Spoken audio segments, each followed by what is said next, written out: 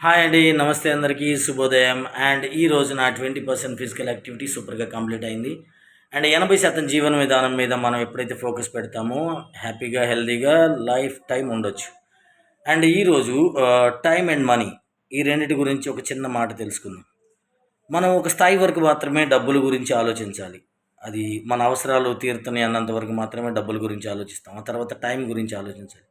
ఎందుకంటే టైం అనేది అన్నిటికీ పరిష్కారం దొరుకుతుంది. కానీ డబ్బులతోటి అన్నిటికీ పరిష్కారం దొరక్కపోవచ్చు.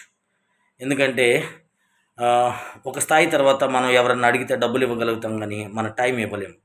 సో ఎప్పుడైతే మనం కోరుకున్న వాళ్ళకి సమయాన్ని కేటాయిస్తామో అదే నిజమైన ప్రేమ.